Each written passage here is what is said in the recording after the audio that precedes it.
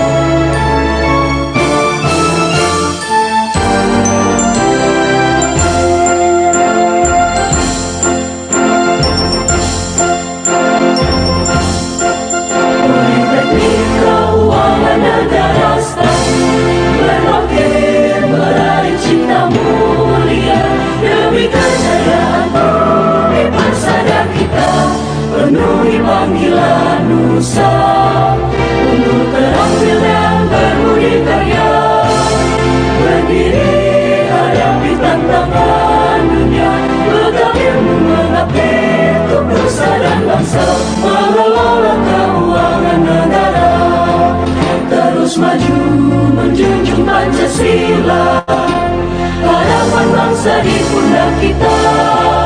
Semangatlah untuk Indonesia tercinta, Politeknik Keuangan Negara sah, berbakti meraih cinta mulia, demi kejayaan bumi persada kita, penuhi panggilan nusa, Indonesia tercinta.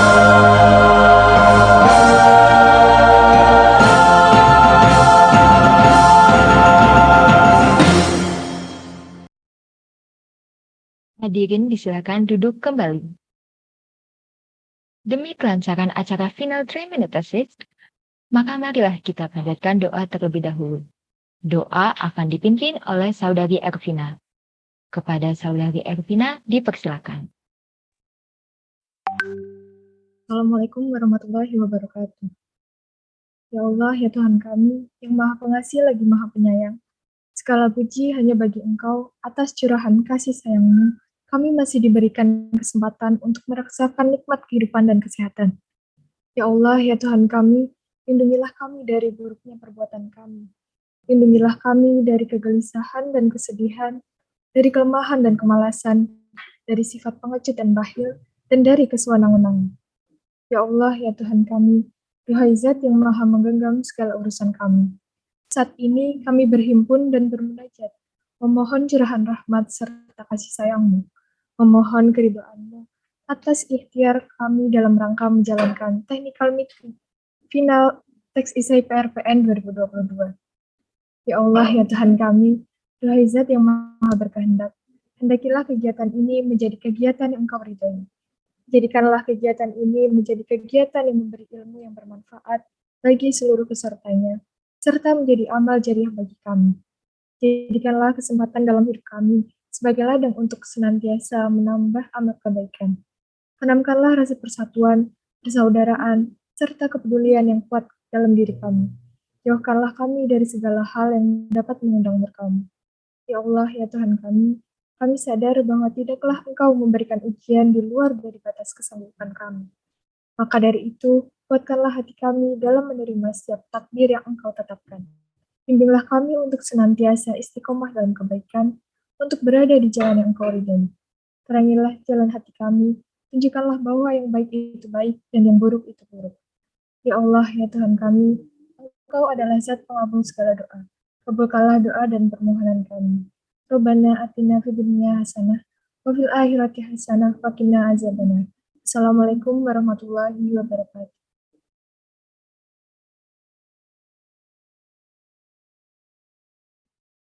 Baik, terima kasih kepada Saudari Ervina.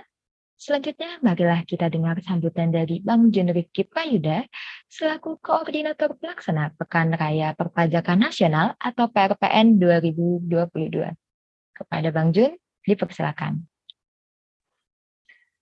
Baik, terima kasih MC. Mohon izin, apakah suara saya sudah terdengar?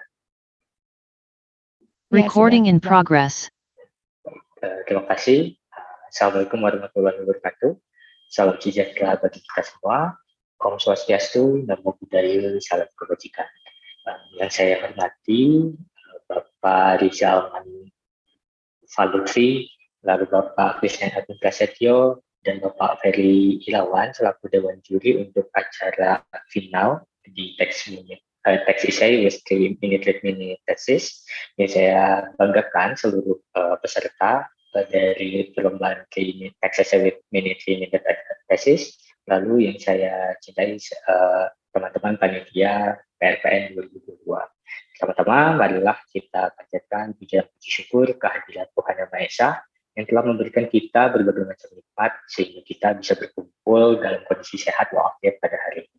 Perkenalkan, saya Jilifri Prayuda selaku Koordinator Pelaksana Pekan Raya Perpajakan Nasional atau yang bisa kita disebut PRPN 2022, di mana untuk PRPN 2022 ini kita sudah selenggarakan selama 3 hari dan akan diselenggarakan hingga nanti di tanggal 30 Juli 2022, yang mana di acara PRPN 2022 ini terdiri dari berbagai macam acara, yaitu ada acara lomba serta acara seminar, yang mana salah satu acaranya adalah Tax Essay with Mini Thesis ini. Acara Tax Essay with Mini Thesis ini sendiri itu kami selenggarakan yang pertama memang untuk mencari gagasan-gagasan atau ide-ide terkait dengan topik-topik yang telah kami tentukan dari teman-teman mahasiswa, baik itu mahasiswa di PKN STAN maupun eksternal PKN STAN, sehingga nantinya dapat menjadi gagasan baru atau ide baru yang menjadi masukan bagi pemerintah ke depannya terkait dengan topik-topik yang sudah ditentukan. Kami dalam PRPN ini mengusung tema Re-energizing Indonesia Together Toward the Future, yang secara harfiah ini memiliki makna meningkatkan atau memberikan kekuatan kembali, di mana penggunaan kata energization ini juga selaras dengan semangat penggunaan energi terbarukan yang menjadi salah satu alasan penetapan pajak karbon akhir-akhir ini. Lalu penggunaan kata together juga ini selaras dengan tema presidensi G20 yang sedang diselenggarakan di Indonesia, yang mana Indonesia menjadi tuan rumahnya di tahun 2022 ini. Yang mana untuk tema presidensi G20 ini adalah Recover Together dan Recover Together. Lalu seperti yang kita ketahui juga, di mana sekarang masyarakat Indonesia, tidak hanya masyarakat Indonesia, namun masyarakat dunia juga sedang sama-sama berada di masa pemulihan pasca pandemi COVID-19. Lalu sekarang juga sedang terdapat isu-isu terkini juga terkait dengan perekonomian global, yang mana masyarakat dunia ini atau masyarakat global ini juga, khususnya masyarakat Indonesia ini memiliki tekad juang yang tinggi untuk kembali pulih seperti sedia kala, sehingga salah satu alat untuk pulihnya itu dengan melakukan pemulihan ekonomi, salah satunya melalui penguatan pajak seperti itu. Nah, dengan adanya acara PRPN ini, khususnya Tax Essay with Criminal Justice ini, masyarakat Indonesia atau mahasiswa-mahasiswa yang ada di Indonesia itu tuh bisa memberikan ide-idenya atau gagasan-gagasannya, sehingga dapat membantu pemerintah atau membantu masyarakat publik juga dalam mencapai kesuksesan dalam pemulihan perekonomian. Sekali lagi saya ucapkan selamat datang bagi para peserta final, selamat menikmati acara kami. Bagi teman-teman semua, tetap gelorakan semangat sebagai para pengabdi dan pelayan masyarakat. Sekian dari saya selaku koordinator pelaksana Pekan Raya Perpajakan Nasional. Saya dan kami teman-teman panitia menyambut hangat dan mengucapkan selamat berjuang di final Tax Essay with Mini Thesis PRPN 2022. Salam generasi sadar pajak. Wassalamualaikum warahmatullahi wabarakatuh. Om Shanti Shanti Om Namo Buddhaya. Salam kebajikan. Terima kasih kepada Bang Jun atas sambutannya yang luar biasa. Pada pagi hari ini, telah hadir bersama kita Dewan Juri yang tak kalah luar biasanya. Izinkan saya membacakan CV dari para Dewan Juri pada kompetisi Final Tax Essay with 3-minute Thesis.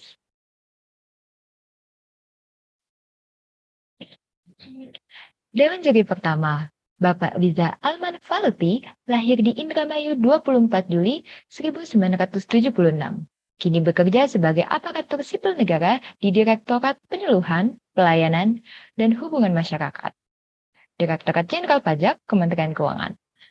Beliau pernah mengenyam pendidikan program Diploma Keuangan di kampus Alim Wardana, STAN, pada tahun 1997.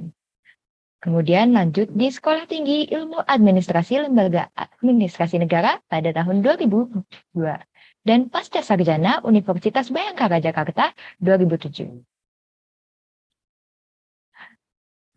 Adapun penghargaan pribadi yang telah Pak Riza peroleh, yang pertama adalah juara berbagai lomba menulis, dan selanjutnya adalah tanda kehormatan Satya Lancana Karya Sastra 20 pada tahun 2017.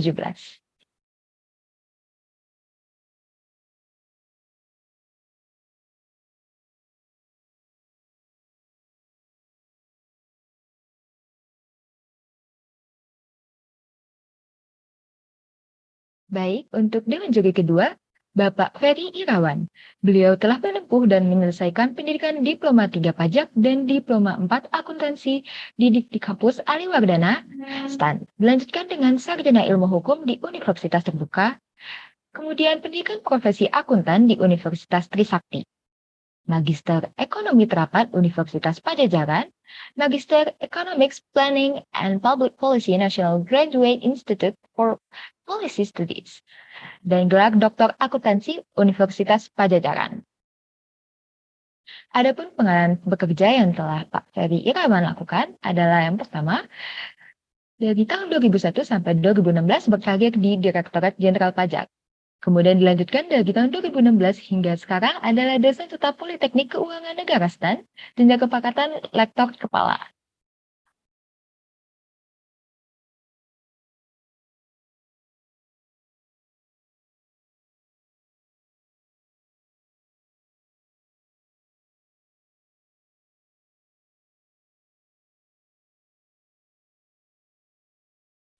Baik, untuk selanjutnya Dewan Juri ketiga, Bapak Christian Agung Prasetyo. Beliau telah menempuh dan menyelesaikan pendidikan diploma BPLK di Indonesia dan Institut Teknologi Mara Malaysia. Dilanjutkan dengan Sarjana Ekonomi Universitas Gajah Mada, Master of Taxation di Curtin University of Technology, dan gelar PhD Business Law di Curtin University.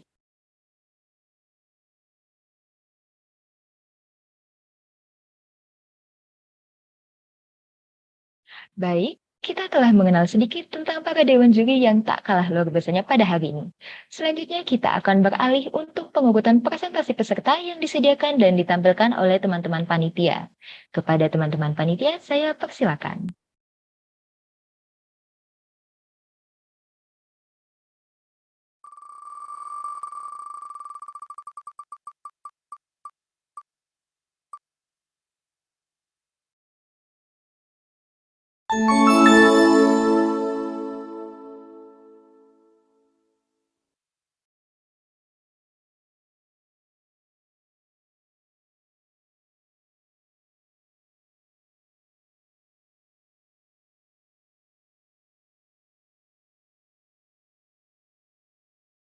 Baik, untuk urutan pertama yang kami dapatkan adalah pada Saudari Feby Olivia Sinaga. Mungkin untuk selanjutnya, teman-teman panitia boleh?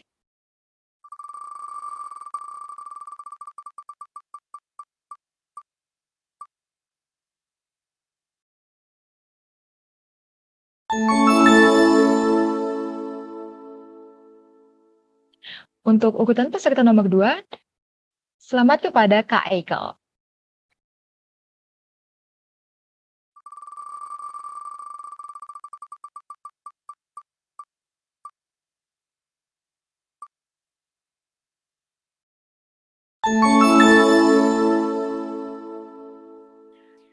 Peserta dengan nomor urut 3 ada Kak Zain Fuadi.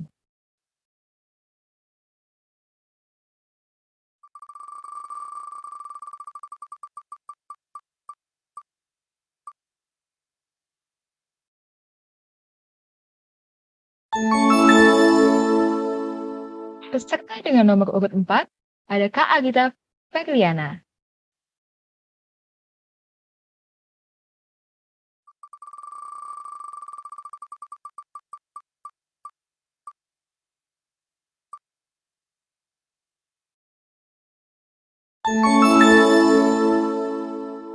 Peserta dengan nomor urut 5 ada Kak Abdi Walid.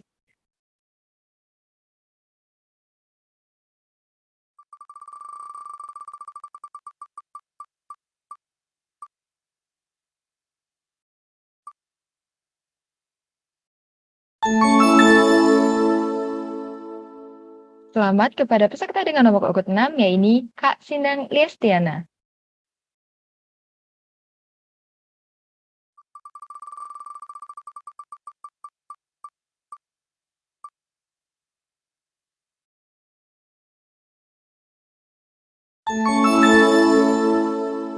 Peserta dengan nomor urut 7, Kak Muhammad Iqbal Nur Rashid.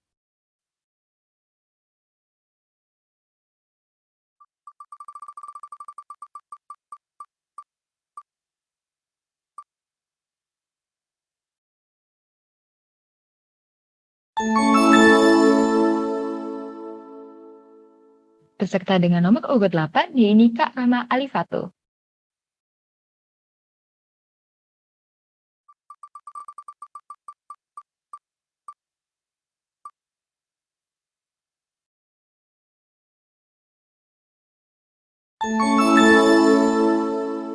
Peserta dengan nomor urut 9 yaitu Kak Faisal Labib Zulfikar.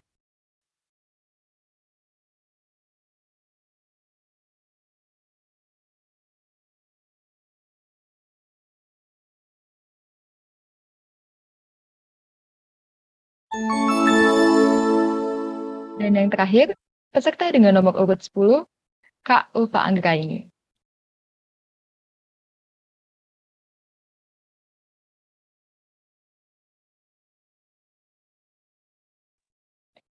Baik, pengundian nomor urut peserta telah berlangsung. Saya persilakan bagi teman-teman peserta yang ingin mempersiapkan diri terlebih dahulu. Langsung saja masuk ke penampilan peserta pertama oleh Feby Olivia Sinaga dengan judul Esai Asistensi dan Tool Analytics sebagai Strategi Implementasi Pajak Karbon Indonesia.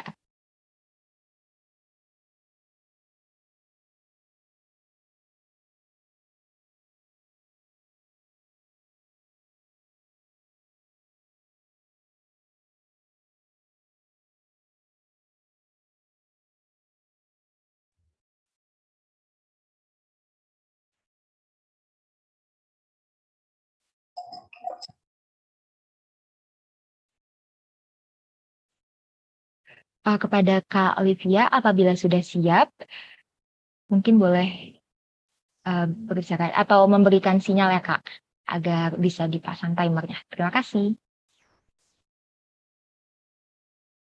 Baik, akan saya mulai sekarang. Negara penghasil batu bara terbesar di dunia mengimplementasikan pajak karbon, bagaimana bisa?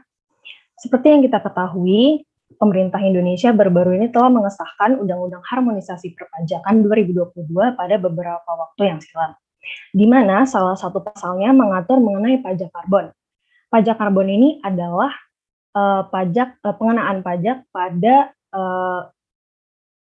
emisi karbon yang dikeluarkan. Nah, tujuan utama dari pajak karbon ini adalah untuk agar masyarakat beralih ke energi alternatif yang lebih ramah lingkungan. Pertanyaannya adalah kenapa negara kita ini menerapkan pajak karbon? Hal ini dimulai dari Perjanjian Paris yang ditandatangani oleh Indonesia pada tahun 2015 yang silam, di mana salah satu poin utamanya adalah agar negara-negara tersebut berkomitmen untuk menjaga kenaikan suhu global bumi agar tidak melebihi dari 1,5 derajat Celcius. Nah, ditambah lagi, akhir-akhir ini Indonesia ditunjuk sebagai presidensi G20, yakni sebuah forum ekonomi 20 negara terbesar di dunia, di mana salah satu agenda forum tahun ini adalah perubahan iklim. Nah, hal-hal inilah yang mendorong Indonesia untuk menunjukkan kontribusi nyatanya dalam memerangi perubahan iklim. Salah satunya adalah dengan pajak karbon. Lalu, bagaimana strategi yang bisa dilakukan dalam implementasi pajak karbon nantinya setelah 2 kali ditunda? Nah, ada 2 hal yang bisa dilakukan oleh pemerintah kita. Yang pertama adalah asistensi, di mana nanti petugas pajak akan turun langsung ke lapangan untuk mensosialisasikan dan memastikan bahwa para pelaku usaha ini telah membayar pajak karbon dengan jumlah yang benar. Nah, kehadiran petugas pajak di sini diharapkan juga untuk menginternalisasikan pajak karbon di masyarakat kita yang notabene masih menggunakan batu bara sebagai bahan utama kegiatan mereka. Lalu, untuk memastikan jumlah pajak karbon yang dibayarkan sudah benar, disinilah peran teknologi dimainkan, di mana pemerintah bisa mengoutsourcing tool analytics yang telah tersedia untuk menghitung berapa emisi gas karbon yang dihasilkan oleh para pelaku usaha tersebut, sehingga pajak karbon yang dibayarkan sudah dipastikan jumlahnya sudah benar. Harapannya ke depan, dengan mengkombinasikan metode konvensional, yakni asistensi pajak ini, dengan metode digital, yakni tool analytics, Indonesia mampu mengimplementasikan pajak karbonnya secara efektif dan mampu menunjukkan kontribusi nyatanya untuk menyelamatkan bumi kita. Terima kasih.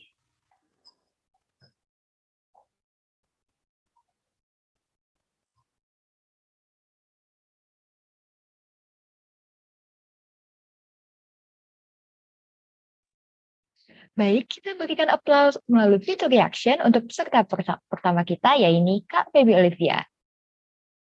Selanjutnya, para juri akan memberikan apresiasi maupun komentar terhadap karya peserta. Kepada Pak Riza Almanut Faluti, saya persilakan. Ya, terima kasih Kak Putu. Selamat pagi Pak Ferry dan Pak juri satu lagi. Astagfirullah. Ya, selamat pagi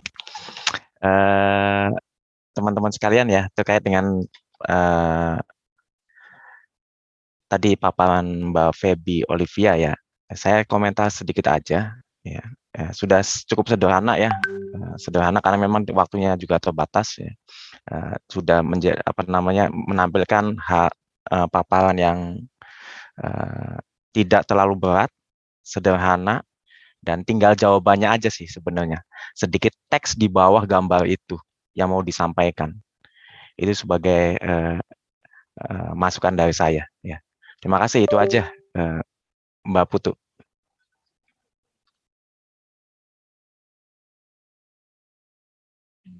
Baik, terima kasih kepada Pak Riza atas komentar dan tanggapannya.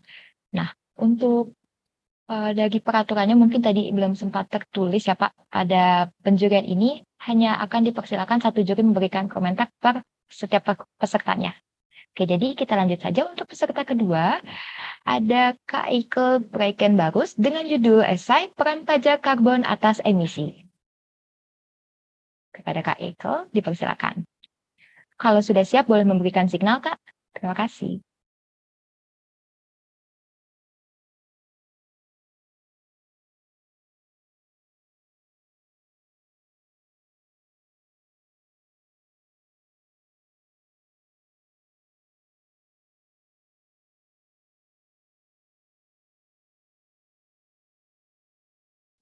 Baik, bisa dimulai sekarang saja, Panitia.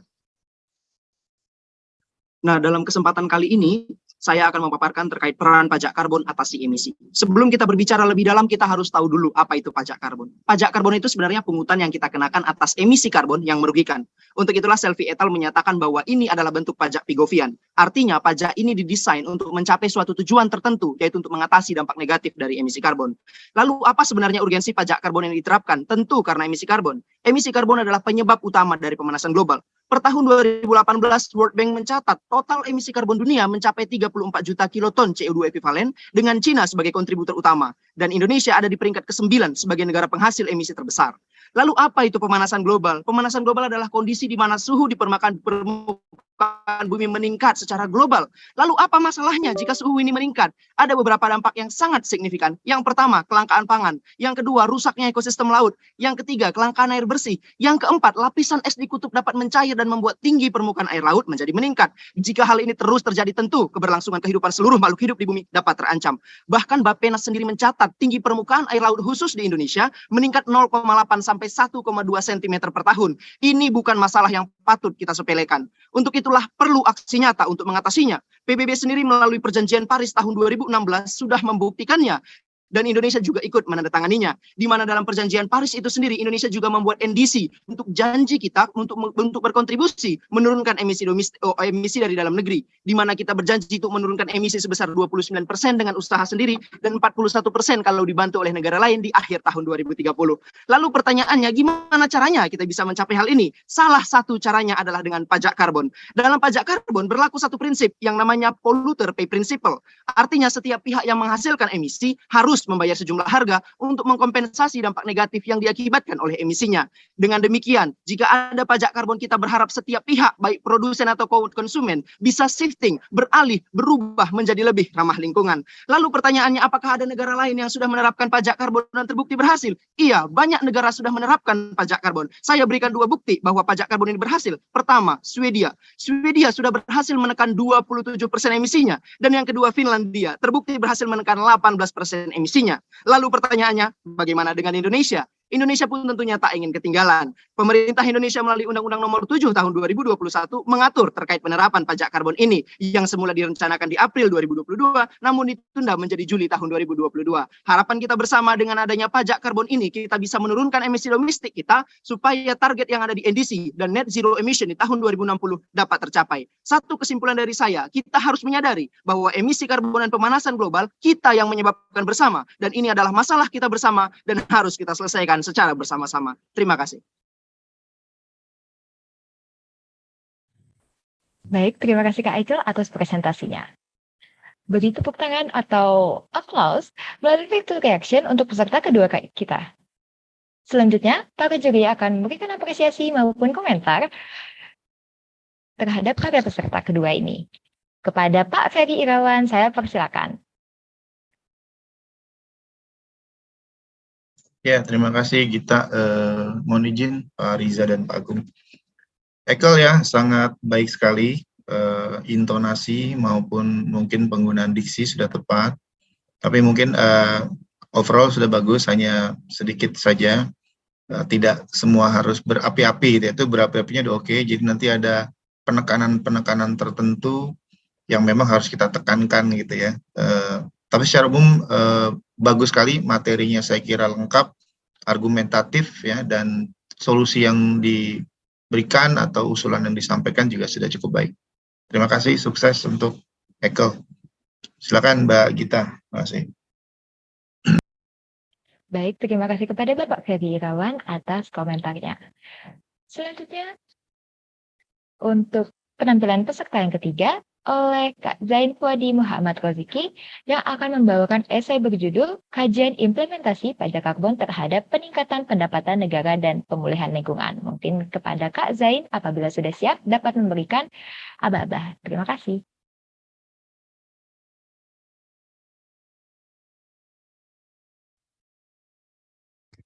Ya, terima kasih pada panitia. Bisa dimulai. Pencemaran udara pada akhir-akhir ini telah menimbulkan banyak masalah. Salah satu masalahnya adalah hujan asam, kemudian dampaknya bagi kesehatan adalah anemia dan lain sebagainya. Nah, maka dari itu banyak pemimpin dunia serta organisasi pencinta lingkungan mengusulkan saran yaitu dengan menerapkan pajak karbon. Nah, pajak karbon sendiri telah diterapkan di beberapa negara, salah satunya di Swedia. Di Swedia sendiri, pajak karbon telah terbukti efektif sehingga menjadikan mereka sebagai negara dengan tingkat udara terbersih di dunia saat ini. Kemudian yang terbaru adalah negara tetangga kita yang telah menerapkan pajak karbon pada tahun 2019 dan terbukti efektif menekan sebesar 80% emisi karbon dioksida. Nah, bagaimana dengan Indonesia? Dengan tarif sebesar Rp75 per karbon dioksida ekuivalen, maka diharapkan penerimaan pendapatan Indonesia akan meningkat sebesar Rp37,5 triliun. Di samping meningkatkan penerimaan juga diharapkan pelaku-pelaku industri akan beralih menggunakan metode industri yang lebih ramah lingkungan sebab mereka akan cenderung menghindari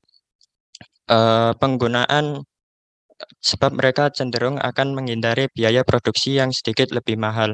Kemudian penerapan pajak karbon ini jika dengan menggabungkan beberapa jenis polutan sebagai dasar. Mohon maaf. Oh iya, penerapan pajak karbon jika diterapkan dalam jangka dekat ini maka akan menimbulkan beberapa permasalahan yang lainnya. Seperti yang kita ketahui, harga-harga barang pokok saat ini tengah bergejolak sebagai akibat adanya perang di Ukraina. Kemudian dengan menerapkan pajak karbon pada jangka dekat ini juga akan menimbulkan pro dan kontra di antara masyarakat sehingga pemerintah perlu mensosialisasikan lebih lanjut mengenai penerapan pajak karbon di Indonesia untuk jangka dekat ini. Sekian dari saya.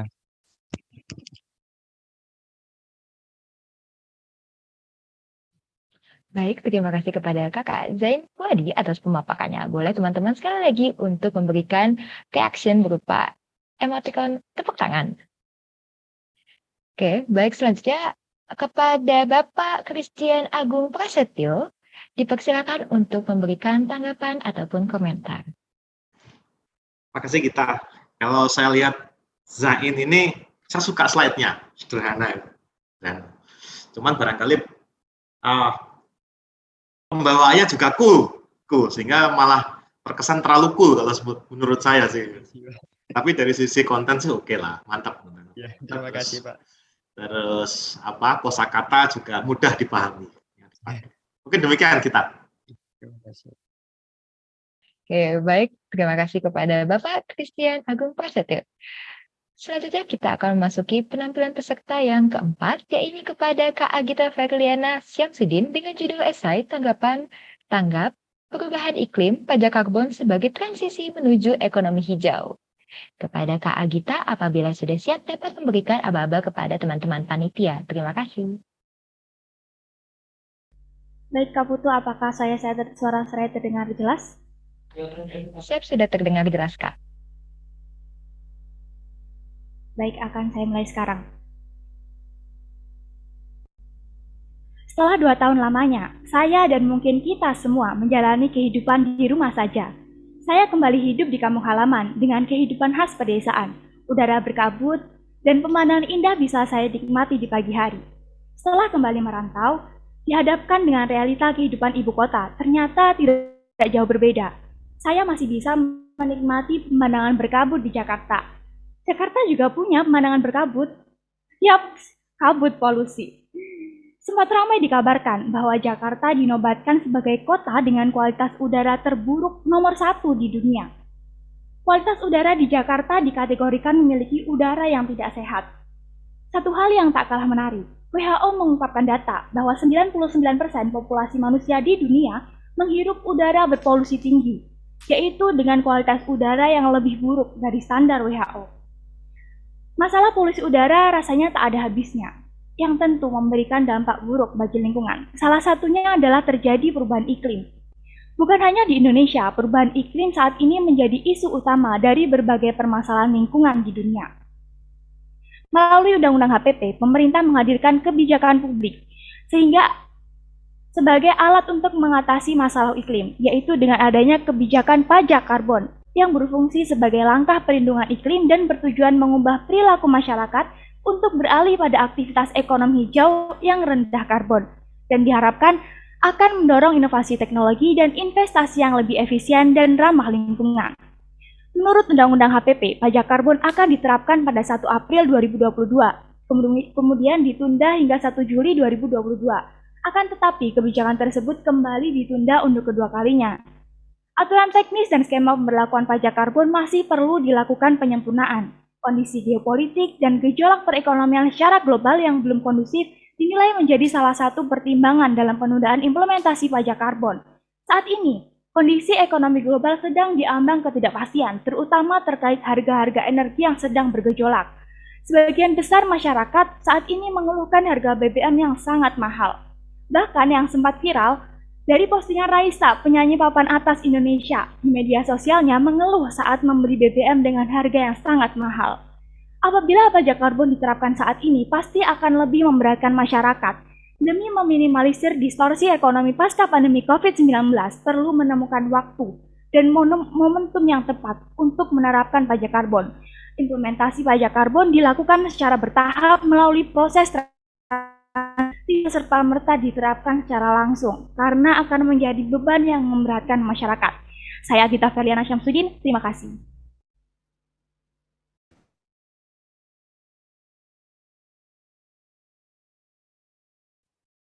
Baik, terima kasih kepada Kak Agita atas pemaparannya yang luar biasa.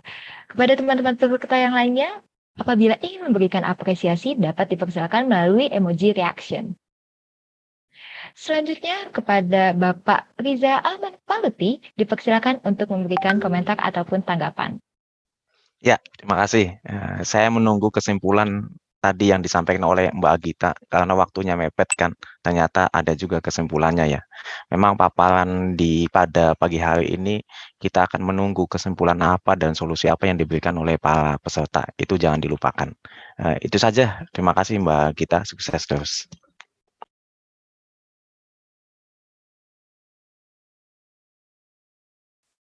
Baik, terima kasih kepada Pak Riza atas komentarnya. Selanjutnya masuk ke peserta yang kelima, yaitu Kak Abdi Walid Siagian dengan judul esai Perlindungan Hutan Mangrove melalui Valuasi Ekonomi Jasa Karbon sebagai upaya penekanan perubahan iklim. Kepada Kak Abdi, mungkin apabila sudah siap dapat memberikan sinyal atau aba-aba kepada panitia. Baik, mungkin yang pertama, apakah suara saya terdengar dengan baik? Siap, sudah terdengar dengan jelas, Kak. Saya mulai. Sumber daya alam Indonesia sangat beragam, tidak terkecuali sumber daya alam hutan. Di antaranya hutan tropis, hutan rawa gambut, hutan mangrove. Berdasarkan data One Map Mangrove, luas ekosistem mangrove di Indonesia sebesar 3,5 juta hektar yang terdiri dari 2,2 juta hektar di dalam kawasan dan 1,3 juta hektar di luar kawasan. Permasalahannya sekarang terjadi beberapa daerah Indonesia adalah fungsi sosial ekonomi dan fungsi ekologis hutan mangrove yang tidak seimbang. Terdapat eksploitasi hutan mangrove secara besar-besaran tanpa mempedulikan fungsi ekologisnya. Di sisi lain, hutan mangrove tidak dikelola dengan baik sehingga tidak memberikan manfaat sosial ekonomi bagi masyarakat sekitar. Terhadap perekonomian ini muncul skema perdagangan emisi karbon yang mana memiliki tujuan untuk menekan laju pemanasan global. Hutan mangrove berperan sangat besar dalam menjaga keseimbangan ekosistem pantai dan pesisir, mulai dari habitat flora dan fauna pesisir, sampai pada peran mangrove sebagai pemecah ombak alami dan penahan abrasi air laut. Di samping segudang manfaat dari fungsi hutan mangrove, pelestarian hutan mangrove juga menjadi salah satu janji Indonesia kepada komunitas dunia dengan meratifikasi Perjanjian Internasional United Nations Framework Convention of Climate Change melalui Undang-Undang Nomor 6 Tahun 1994 dan Protokol Kyoto melalui Undang-Undang Nomor 17 Tahun 2004. Terhadap hal ini sejatinya membawa konsekuensi logis terhadap komitmen penurunan emisi karbon. Poin inti penelitian ini adalah yang pertama, hadirnya jual beli emisi karbon secara tidak langsung membawa perubahan terhadap penekanan penyebaran gas rumah kaca yang menyebabkan pemanasan global. Yang kedua, Indonesia dapat menerima keuntungan ekonomi melalui pengolahan hutan dengan baik. Mengacu kepada luas hutan mangrove Indonesia pada tahun 2021 seluas 3,3 juta hektar dengan menyerap gas karbon sebanyak 177,8 metrik ton karbon dioksida per hektarnya. Jika mengacu kepada penjualan karbon negara Norwegia sebesar $5 Amerika per ton dan negara di Eropa sebesar $1.12 sen, maka Indonesia mendapatkan pendapatan sebesar 4,9 miliar per tahunnya. Artinya, mempertahankan eksistensi hutan mangrove yang sudah cukup untuk memberikan pemasukan bagi Indonesia, belum lagi jika dilakukan pengolahan dengan baik terhadap hutan mangrove tersebut. Melalui valuasi jasa ekonomi yang dimiliki Indonesia dari hutan mangrove tersebut, sejatinya menjadi sebuah investasi jangka panjang yang bernilai tinggi untuk masa depan. Indonesia telah menasbihkan diri untuk selalu berpartisipasi dalam upaya global demi menciptakan dunia yang bebas polusi pada tahun 2050. Upaya yang serius perlu terus dilakukan untuk merealisasikan rencana perlindungan lingkungan hidup dari kerusakan dan pembangunan yang terus terjadi. Hutan, terutama hutan mangrove, menjadi garda terdepan yang wajib untuk dilindungi dan dikelola sebagai sebuah investasi jangka panjang yang dimiliki Indonesia. Saya Abdi Walid Siagian, terima kasih.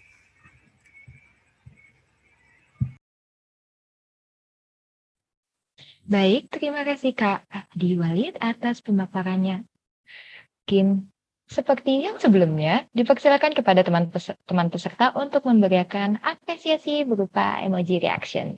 Dan kepada Bapak Ferry Irawan, saya persilakan untuk memberikan komentar dan tanggapan. Ya, terima kasih Gita. Ya, Abdi sangat baik sekali ya, sangat materinya dari sisi materi sangat lengkap dan angle yang digunakan juga cukup baik ya, ini dari pendekatan hutan mangrove ya. Di sini juga ada isu valuasi nih, mungkin yang lebih pas sebetulnya tadi Pak Agung ya yang memang ekspertisnya di situ. Tapi sebagai evaluasi saya kira tadi juga ya kita membutuhkan rekomendasi yang ingin Abdi sampaikan ini harus lebih ini lagi gitu ya, lebih terukur lagi. Secara umum saya sangat senang dan puas lah dengan demikian Gita. Terima kasih. Baik, terima kasih kepada Bapak Ferry Irawan atas komentarnya. Selanjutnya masuk ke penampilan peserta yang keenam, yaitu Kak Sindang Lestina dengan judul esai Selayang Pandang, Tinjauan dan Komentar Penerapan Pajak Lingkungan, Pajak Karbon di Indonesia. Kepada Kak Sindang Lestina, apabila sudah siap dapat memberikan aba-aba kepada panitia. Terima kasih. Sebelumnya, apakah suara saya terdengar dengan jelas? Siap, sudah terdengar dengan jelas, Kak. Baik, terima kasih. Di masa kini, negara semakin sadar bahwa tidak hanya penting untuk terus meningkatkan perekonomian, tetapi juga menjaga lingkungan. Disinilah peran regulator bekerja untuk menyeimbangkan dua aspek ini, lingkungan dan ekonomi. Saya di sini mengambil rujukan pembahasan dari sudut pandang hukum lingkungan. Pada tahun 2021, pemerintah mengesahkan Undang-Undang Harmonisasi Peraturan Perpajakan, di mana salah satu amanahnya yaitu pajak karbon di dalam bab ke-6. Pajak karbon ini masuk ke dalam pendekatan penataan lingkungan berbasis ekonomi, di mana dikenal adanya prinsip polluter pays principle, atau prinsip pencemar membayar. Perlu diketahui bahwa pajak karbon ini merupakan salah satu jenis pajak lingkungan berupa pajak emisi yang salah satunya adalah pajak karbon. Dalam rencana pelaksanaan pajak karbon di Indonesia akan menerapkan sistem cap and tax. Kenapa saya sebut rencana? Karena sampai ESA ini selesai dibuat pun, aturan pelaksana dari tata cara dan mekanisme pengenaan pajak karbon di Indonesia masih dalam tahap pembahasan. Baik, setidaknya kita melihat gambaran luas ya berupa sistem cap and tax di Undang-Undang HPP, di mana pajak karbon akan diterapkan pada emisi yang melebihi batas sektor, sehingga sisa emisi inilah yang akan dikenakan pajak karbon. Bisa disimpulkan bahwa sistem ini akan fokus kepada output pencemar, bukan kepada inputnya. Namun, di sini kita melihat bahwa sistem ini setidaknya memiliki dua permasalahan. Yang pertama, pengawasan yang cenderung sulit, karena emisi ini bukanlah sesuatu yang mudah diawasi, apalagi karbon sendiri merupakan gabungan dari berbagai polutan. Yang kedua, biaya yang besar, karena melihat pula dari pengawasannya yang cenderung sulit. Maka di sini saya mencoba menghadirkan 3 solusi. Yang pertama, dengan metode assessment based, dengan menggabungkan beberapa jenis polutan sebagai dasar penerapan pajak seperti pajak air di Jerman atau pajak udara di Latvia. Atau kedua, dengan penerapan indikator polutan tidak langsung, seperti sulfur yang digunakan sebagai indikator penerapan pajak bahan bakar. Atau ketiga, dengan pajak input. Di sini maksudnya adalah dengan menerapkan pajak kepada input pencemar, bukan kepada output yang dikeluarkan. Misalnya, pajak dibebankan kepada setiap liter bensin. Cara ketiga ini menurut saya yang paling cocok ketika kita berbicara tentang efektivitas pajak karbon. Kembali, karena Indonesia belum memiliki acuan pelaksanaan pajak karbon, setidaknya coba kita rujuk pada PP 46 tahun 2017. Sayangnya juga belum ada aturan spesifik tentang pajak karbon di sana, bahkan tarif pajak lingkungan sendiri belum ditentukan secara jelas. Maka coba kita lirik pada negara-negara yang sudah lebih matang dalam penerapan pajak lingkungannya. Kita bisa melihat Amerika Serikat dalam menerapkan pajak audisi dan pajak kendaraan bermotor di sana. Atau bahkan Belanda yang terang-terangan melakukan modernisasi sistem fiskal berwajah penghijauan dengan adanya reformasi pajak lingkungan. Maka kita sangat berharap agar pemerintah segera menyelesaikan road mapping dan juga peraturan turunan yang dibutuhkan. Dan saran saya, kita harus terus kawal perkembangan pelaksanaan pajak lingkungan, terutama pajak karbon di Indonesia, demi Indonesia yang lebih baik. Terima kasih.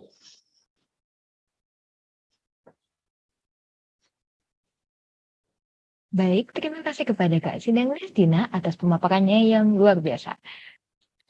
Seperti sebelumnya juga, kepada teman-teman peserta dipersilakan untuk memberikan apresiasi. Dan kepada Bapak Christian Agung Prasetyo, dipersilakan untuk memberikan tanggapan ataupun komentar kepada presentasi dari Kak Sindang Lestina.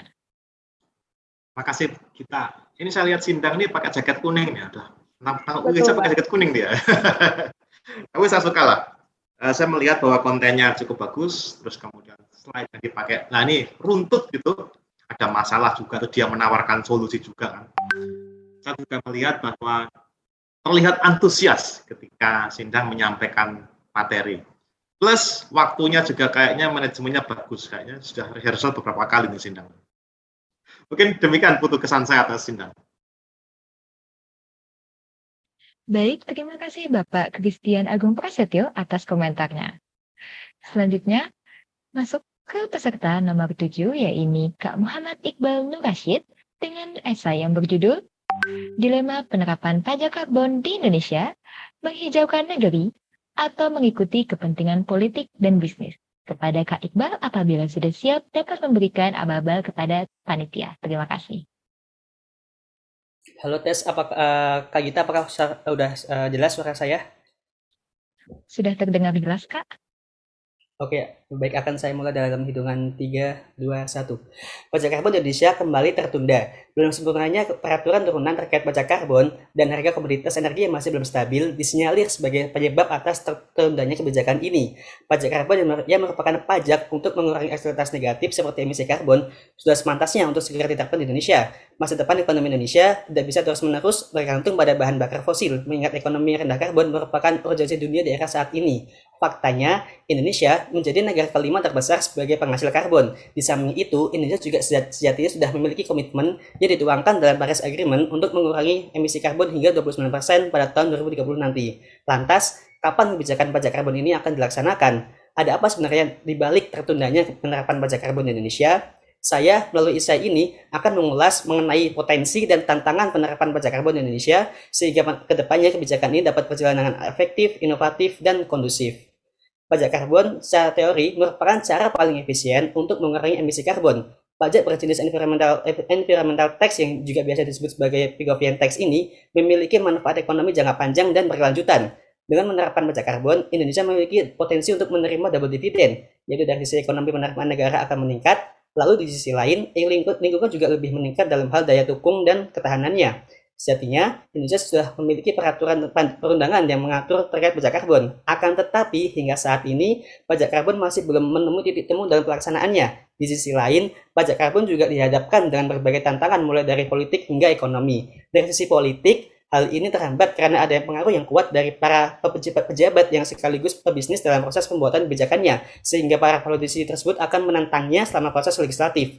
Mengacu pada penelitian yang dilakukan oleh Diarto dan Setiawan pada tahun 2018, yang menjadi 3 kunci tantangan politik dalam menerapkan kebijakan ini yaitu resistensi kelembagaan, pengaruh bisnis, dan konflik kepentingan politik. Selanjutnya di sisi ekonomi, selain dapat menambah pendapatan negara, pajak karbon sebenarnya juga dapat memberikan distorsi terhadap stabilisasi harga domestik atas energi seperti batu bara. Ditambah apabila kedepannya pajak karbon sudah diterapkan, tidak menutup kemungkinan harga listrik akan mengalami kenaikan sehingga berdampak pada keberlangsungan ekonomi di Indonesia. Dengan demikian, berdasarkan paparan yang saya sampaikan, dapat disimpulkan bahwa kebijakan pajak karbon penting untuk segera diterapkan di Indonesia. Setidaknya pemerintah perlu untuk memperhatikan sikap independen dalam penyusunan kebijakan serta perlunya transparansi antar pemerintah dan stakeholders sehingga penerapan pajak karbon di Indonesia dapat menjadi langkah untuk mempersiapkan masa depan ekonomi Indonesia pasca pandemi COVID-19 yang lebih inklusif dan rendah karbon. Terima kasih. Baik, kita berikan aplaus melalui fitur reaction untuk peserta ketujuh kita. Selanjutnya, kepada Bapak Riza Alman Faluti, dipersilakan untuk memberikan apresiasi berupa komentar ataupun tanggapan kepada karya peserta. Terima kasih, Iqbal nggak pakai jaket kuning nih. Ya, kalau saya mengutip dari Pak Ferry Irawan ya, angle-nya maka angle dari segi penundaan pajak karbon ya, itu bagus ya. Yang kalau saya mengutipnya dari Pak Christian Agung, runtut oke, runtut juga ya, kesempurnaan juga ada. Mantap lah Iqbal, terima kasih. Mbak Putu silakan. Baik, kepada Bapak Riza Alman Faluti, ya, terima kasih Pak.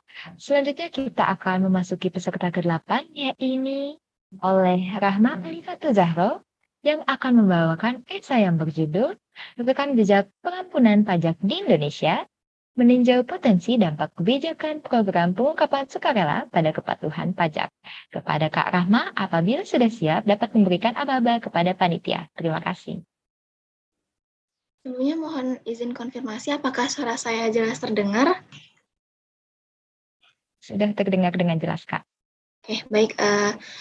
Saya akan presentasi dalam hitungan 3, 2, 1. Pernahkah Anda mendengar istilah PPS? Ya, Program Pengungkapan Sukarela atau PPS menjadi momen langka yang paling dinanti-nanti oleh para wajib pajak di seluruh pelosok negeri.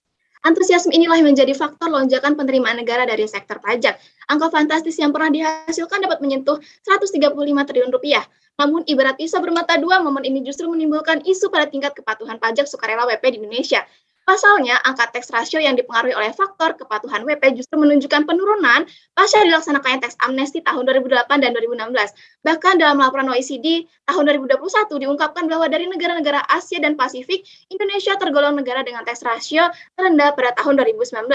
Sudah semestinya PPS dapat dijadikan momen yang tepat untuk mendongkrak revenue dan kepatuhan pajak.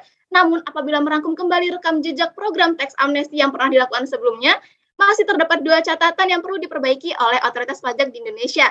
Yang pertama, masih kurangnya sosialisasi dan edukasi serta rumitnya administrasi yang menyulitkan WP untuk mengikuti program ini. Yang kedua, belum optimalnya pemerintah dalam menggali potensi dari penerimaan, ditunjukkan oleh meningkatnya kepatuhan formal dari penyampaian SPT tahunan pasca tax amnesty, tetapi dengan kondisi sebaliknya, justru tax ratio mengalami penurunan.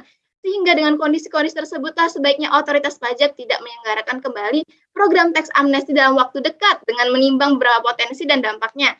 Yang pertama, jika fokus pemerintah adalah revenue collection, maka tax amnesty bukanlah solusi yang paling tepat, sebab terdapat lonjakan penerimaan yang mutlak terjadi sebagai konsekuensi dari kebijakan ini. Namun lonjakan ini justru diiringi dengan angka yang semakin mengecil tiap pelaksanaan program tax amnesty. Yang kedua, apabila sasaran utama pemerintah adalah kepatuhan pajak, maka pelaksanaan tax amnesty juga bukanlah jawaban yang paling solutif karena WP yang selama ini patuh harus dikorbankan kepatuhannya. Dan hal ini akan mencederai keadilan, di mana dengan WP patuh akan membayar secara rutin kewajiban perpajakannya, sedangkan WP tidak patuh hanya akan membayar pajak saat terjadinya tax amnesty. Kemungkinan terbesar WP patuh akan meragukan keadilan yang diberikan oleh pemerintah. Maka menurut pendekatan behavioral approach, hal ini turut mempengaruhi kepatuhan WP.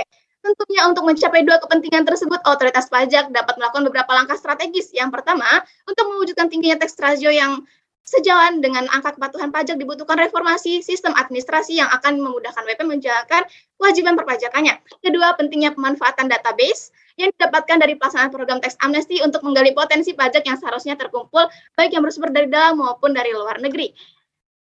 Akhir kata, justice is a bridge that connects trust and compliance so that fair policies are built so that people pay taxes obediently. Thank you.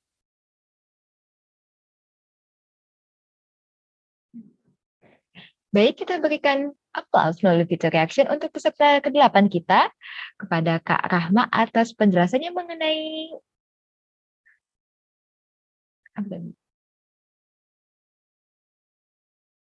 program pengungkapan sukarela. Nah, selanjutnya kepada Bapak Ferry Irawan, saya persilakan untuk memberikan komentar, tanggapan, serta apresiasi.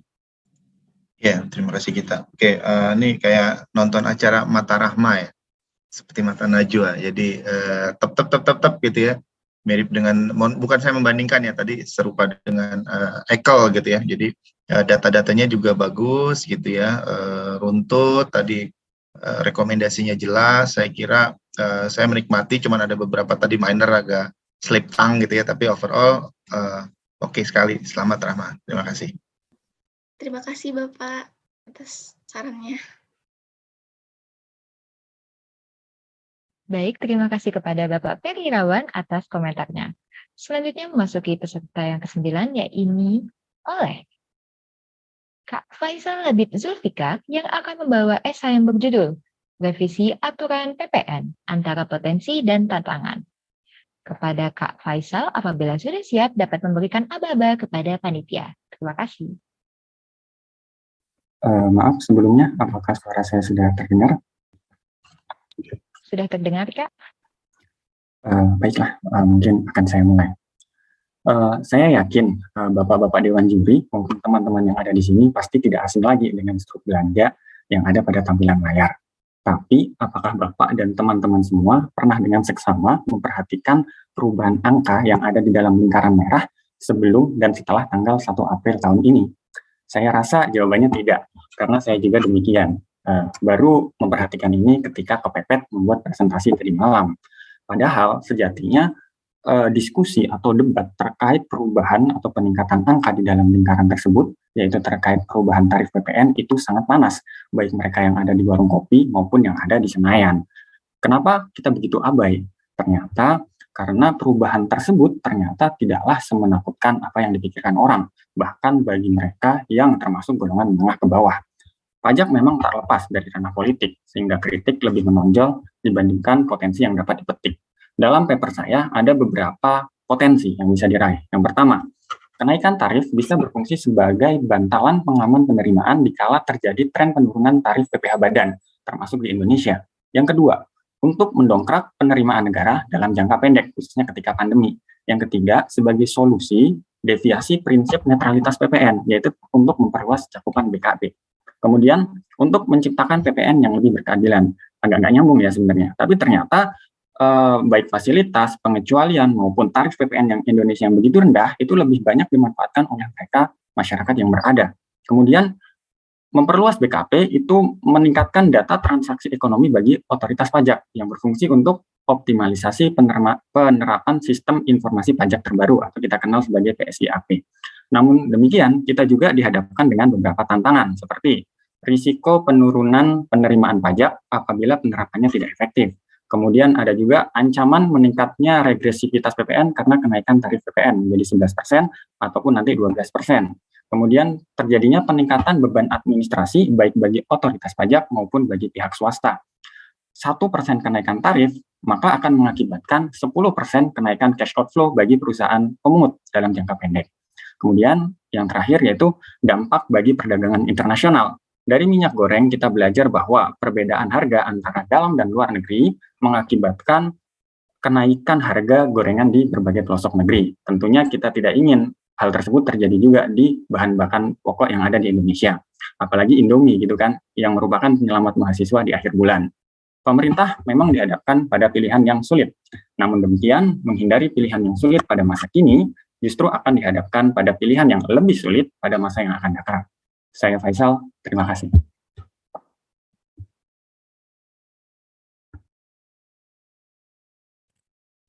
Baik, terima kasih kepada Kak Faisal atas pemaparannya mengenai revisi aturan PPN. Boleh kita berikan aplaus terlebih dahulu melalui fitur reaction. Dan dipersilakan kepada Bapak Christian Agung Prasetyo untuk memberikan apresiasi, komentar, tanggapan, saran. Terima kasih. Terima kasih kita. Yang saya suka dari Faisal ini adalah dia menggunakan slide yang oke, sederhana, dan dia bisa mengaitkan materi dia dengan kondisi sehari-hari. Tapi yang saya kurang pas dengan Faisal adalah tadi disampaikan bahwa Indomie itu menyelamatkan mahasiswa di akhir bulan. Tapi dia juga menyelamatkan saya di awal bulan, Faisal. Jadi nggak pas sebenarnya yang dirimu sampaikan. Tapi secara umum oke lah, materinya oke. Bisa mengaitkan presentasi materi dengan kondisi yang sehari-hari kita alami. Mungkin demikian kita. Terima kasih. Baik, terima kasih kepada Bapak Christian Agung Prasetyo atas komentarnya. Berlanjut pada peserta terakhir kita pada hari ini, oleh Kak Ulfa Anggraini yang akan membawakan esai yang berjudul Penerapan Pajak Karbon di Indonesia, Peluang dan Tantangan. Kepada Kak Ulfa Anggraini, apabila sudah siap, dapat memberikan aba-aba kepada panitia. Selamat pagi, izin apakah suara saya sudah terdengar? Sudah terdengar jelas, Kak. Baik, akan saya mulai. Perubahan iklim adalah salah satu isu yang sudah tidak bisa dielakkan lagi. Dampak lingkungan mulai terasa satu persatu, seperti perubahan suhu yang ekstrim atau peningkatan permukaan air laut. Hal ini disebabkan oleh emisi gas rumah kaca yang semakin tinggi. Selain dampak lingkungan, ternyata dampak secara ekonomi juga terjadi. Diperkirakan potensi kerugian ekonomi di Indonesia mencapai 0,66 sampai 3,45% dari PDB Indonesia. Akhirnya pemerintah harus berupaya menurunkan emisi gas rumah kaca ini. Pada tahun 2030 ditargetkan penurunan ini mencapai 29% unconditional atau 41% kondisional. Lantas, apa yang dapat dilakukan oleh pemerintah untuk mencapai target ini? Salah satu solusi terbaiknya adalah dengan menerapkan pajak karbon. Mengapa demikian? Alasan pertama adalah karena efektivitasnya. Pajak karbon ini dinilai sebagai salah satu instrumen yang paling efektif untuk mengurangi emisi gas rumah kaca. Telah terbukti di beberapa negara seperti Swedia, Finlandia, ataupun Denmark. Bahkan di Amerika Serikat, diprediksi pada tahun 2030 penurunannya akan mencapai 40%. Selain itu, pajak karbon ini dinilai juga memiliki mekanisme yang paling sederhana, apalagi dengan menerapkan polluters pay principle-nya. Pajak karbon ini juga diyakini akan menghasilkan potensi penerimaan, yang pada akhirnya penerimaan ini akan dapat digunakan kembali untuk memitigasi dampak dari perubahan iklim itu sendiri. Diprediksi penerimaannya bisa mencapai 45 miliar US dollar. Namun tentu dalam penerapannya masih terdapat beberapa tantangan. Tantangan utama adalah tarif yang ada saat ini dinilai terlalu rendah. IMF merekomendasikan tarif sekitar 40 sampai 80 US dollar. Namun Indonesia masih menerapkan tarif sekitar 2 US dollar atau Rp30.000. Akibatnya potensi penerimaan pun tidak mencukupi atau belum mampu mencukupi kebutuhan dana untuk memitigasi dampak perubahan iklim ini. Dibutuhkan dana sekitar 343,6 triliun per tahunnya, sedangkan potensi di Indonesia hanya sekitar 10 sampai 20 triliun saja. Selain itu, tantangan yang paling berat adalah terkait pengawasan kepatuhan wajib pajak. Meskipun Indonesia mengalami berbagai tantangan untuk menerapkan pajak karbon ini, kebijakan ini tetap harus diterapkan mengingat dampak dari perubahan iklim ini sudah semakin terasa. Evaluasi dan penyempurnaan terus-menerus perlu dilakukan oleh pemerintah untuk memastikan bahwa kebijakan pajak karbon ini dapat berjalan secara efektif dan mampu mencapai tujuan akhirnya. Sekian dari saya, terima kasih. Baik, terima kasih kepada Kak Ulfa Anggraini atas pemaparannya mengenai penerapan pajak karbon di Indonesia. Memasuki peserta yang terakhir, marilah kita semua memberikan fitur aplaus melalui fitur reaction. Dan kepada Bapak Riza Alman Faluti akan memberikan apresiasi maupun komentar terhadap karya peserta. Kepada Bapak Riza, saya persilakan. Terima kasih. Mohon izin nih Pak Christian dan Pak Ferry, saya yang terakhir nih. Ya, Mbak Ulfa, saya di Direktorat Jenderal Pajak sebagai pengampu terkait media sosial ya. Saya perhatian betul dengan konten. Di kontennya Mbak Ulfa ini adalah tadi Mbak Ulfa menyebut 0,6 sampai 3,5 ya. Tadi penyebutannya. Tadi saya lihat di 0,6 sampai 4,5 sebenarnya di tampilannya itu. Itu pertama. Yang kedua terkait penggunaan satuan mata uang ya. Tadi disingkat T dan M gitu kan. Dijabarin aja sih sebenarnya triliun, miliar. Tadi kan M-nya M USD gitu kan ya. T-nya tadi tanpa ada simbol rupiahnya. Itu di dalam sebuah konten itu krusial banget, dan ketika kita Direktorat Jenderal Pajak ini nampilin konten yang salah, itu kritikannya luar biasa. Nah, ini sekadar masukan buat Mbak Ulfa, tapi setidaknya dari substansi oke banget. Terima kasih banyak Mbak Ulfa. Mohon izin, Pak.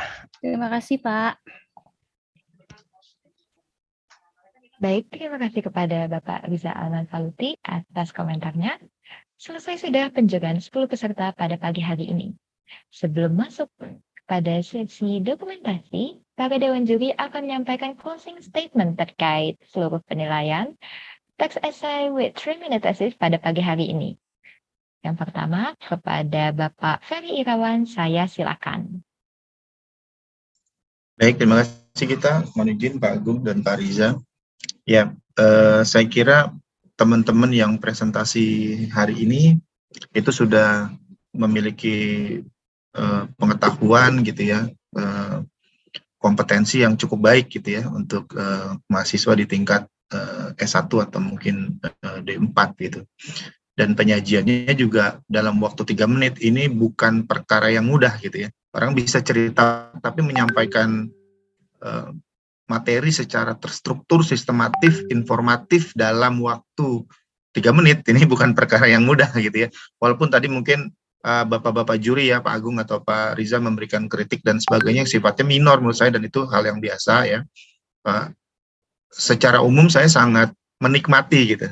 Saya tuh seperti mendengar podcast, tadi saya sempat nggak ngelihat ini teman-teman gitu ya, tampilan saya sempat melihat ke arah lain, itu seperti mendengar podcast. Saya coba mencerna dan memang mungkin tidak 100% sempurna, tapi saya kira nilainya kalau saya nilai gitu ya di atas 8 di kelas ini A ya Pak Agung. Ini udah bulat gitu, istilahnya udah sangat memuaskan. Saya kira demikian saya kembalikan ke kita. Terima kasih.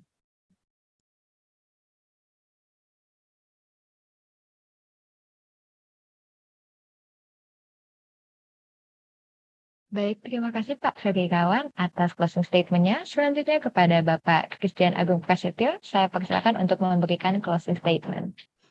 Terima kasih kita. Saya benar nih yang dibilang Pak Ferry tadi. Kayaknya lebih enak jadi peserta deh dibandingkan jadi juri.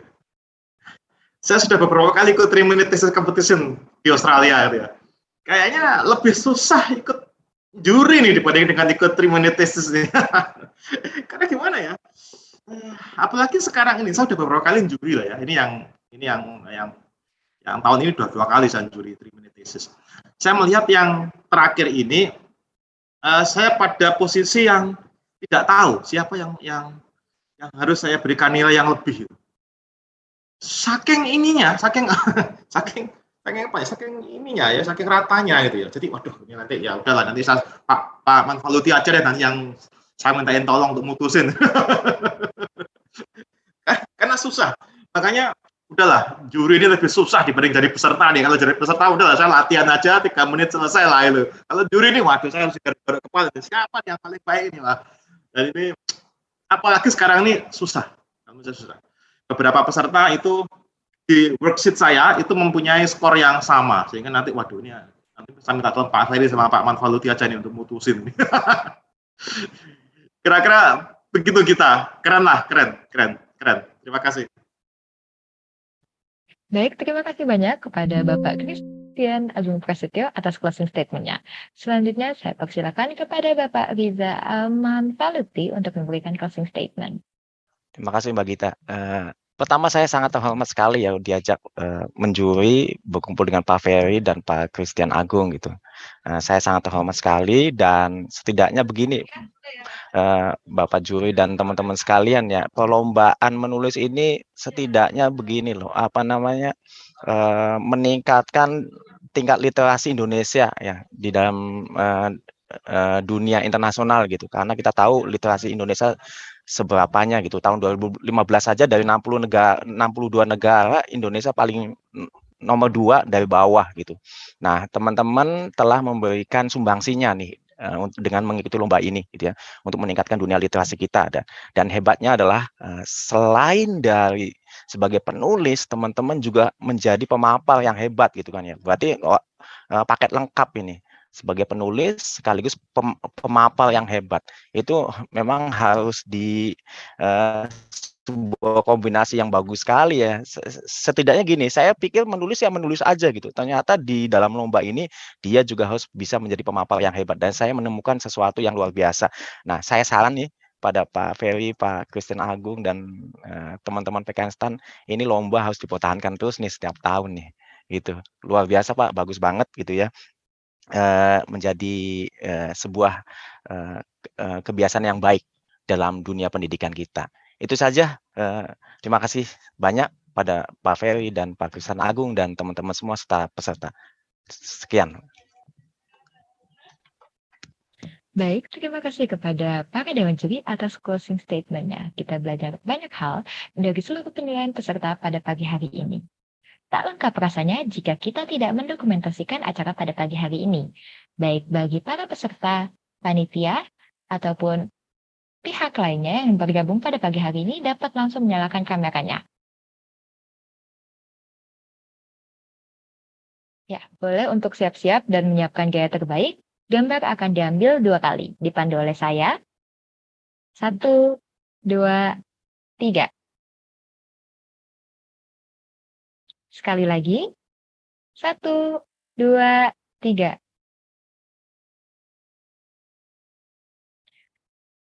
Baik, terima kasih untuk Dewan Juri atas penilaiannya dan seluruh peserta atas partisipasinya yang luar biasa pada pagi hari ini. Untuk informasi pengumuman pemenang akan disampaikan melalui media sosial Instagram PRPN 2022 yaitu PRPN_PKN STAN pada tanggal 30 Juli 2022. Dan informasi tambahan kepada para Dewan Juri dimohon agar tetap stay di ruang Zoom. Saya, mewakili panitia yang bertugas, memohon maaf apabila terdapat kesalahan selama rangkaian penjurian teks esai with 3-minute thesis ini berlangsung. Saya, Niputu Gita, pamit undur diri. Sampai jumpa di rangkaian Pekan Raya Perpajakan Nasional lainnya. Wassalamualaikum warahmatullahi wabarakatuh. Om Santi Santi Santi Om.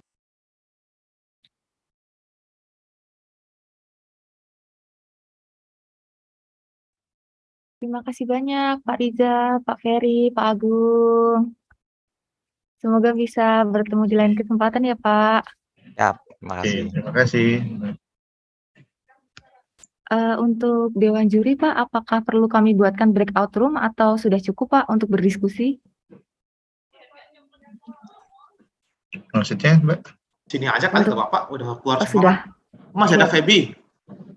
Kami buatkan breakout room Pak, kalau misalnya ada keperluan untuk diskusi di antara para juri seperti itu Pak. Tapi kalau sudah cukup, sudah tidak apa-apa Pak. Sini Apakah aja perlu? kali Mbak, masih ada yang yang ya, masih banyak kayak yang lain ya? Iya Pak. Oh, oke. Ya terserah. Untuk Pak Ferry dan Pak Riza, apakah perlu berdiskusi Pak? Di antara sesama juri maksudnya Pak, untuk penilaian apakah ada yang mau didiskusikan? Saya ngikut aja sih. Tapi sebenarnya kalaupun ini sudah ada nilainya saya, udah tinggal disetolin aja. Saya menyerahkannya kepada Pak Ferry dan Pak Christian Agung.